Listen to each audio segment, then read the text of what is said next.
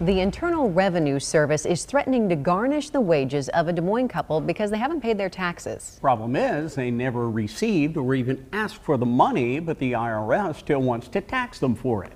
KCCI Chief Investigative Reporter James Stratton shows us how a bureaucratic blunder has turned their lives upside down. Do you know this is the same plan as that? For the Clark family, Yeah, but it's fine. there's no place like this quaint home on the south side of Des Moines. Tour guides Gabrielle and Samara I like that. are proud of where they live. We put a lot of love in here. We did the walls. My dad helped with the floor. But their parents almost didn't get to purchase the place they call home. We could potentially not have a place to live, right now. July of last year, while Gloria and Stephen Clark were about to close on their home, and after they notified their apartment they were moving, they received this letter from the IRS stating Stephen collected $30,900 in unemployment benefits from the state of California. Clark says he never applied for it, never received it, and It's kind of shocking because I had never been to California. on top of that, Clark worked the entire pandemic and never even collected unemployment here in Iowa. It's kind of jarring because you're like, I pay my taxes, I file every year.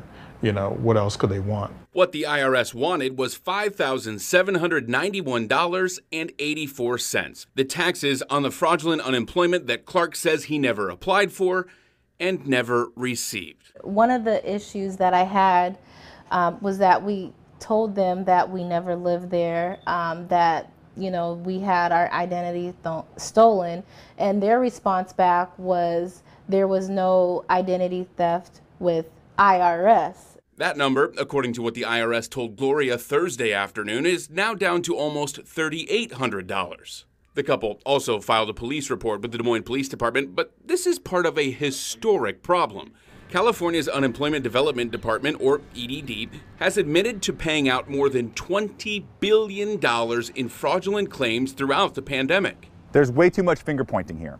The IRS wants to blame EDD, EDD wants to blame the IRS. Congressman Josh Harder, who represents California's 10th district, says what's happening to the Clark family and thousands of others is just plain wrong. These people did nothing wrong. And the fact that the unemployment office is expecting people in Iowa to navigate a bureaucracy in California when they're a victim makes no sense whatsoever. Harder is working to help people like the Clark family who can't seem to get through to the EDD or the IRS, but also wants EDD to solve it themselves. The Clark family has called both the EDD and IRS more than a dozen times. When you call the number, it literally says they're not gonna return calls. Like, who gets to do that? We called California's EDD. If you're reporting fraud, press 5. And while we never did get a person to answer, All our representatives are busy at this time. we could have left a message, but no guarantee they'll call back. You will not receive a callback unless additional information is required by the EDD. On top of that, late last week, the state of Iowa sent this letter saying the Clark family owed more than $1,800 in taxes to the state. The family has filed a fraud claim here in Iowa, and the state says it will hold the payment requirement while it investigates. Now, a year later, the Clark family is settled into their home, but the IRS is still working to get its money. It's getting to the point of where there's mention of garnishments, and so our tax lady advised to at least set up some sort of plan, $20 a month or something, so that they don't start doing that. A payment plan for money they never applied for and never received. It's just been a lot of time and energy, stress, crying, what are we gonna do? What could potentially happen to us?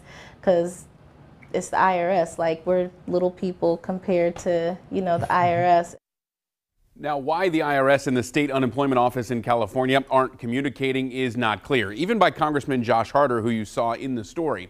EDD says identity theft is a serious crime, and they say they are helping families through these issues. They added if you have experienced any identity theft to call them.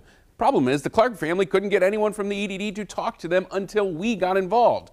The state has finally reached out to the Clark family. The IRS could not legally speak about specific cases, but says those who experience identity theft should work with an IRS taxpayer advocate. Stacy?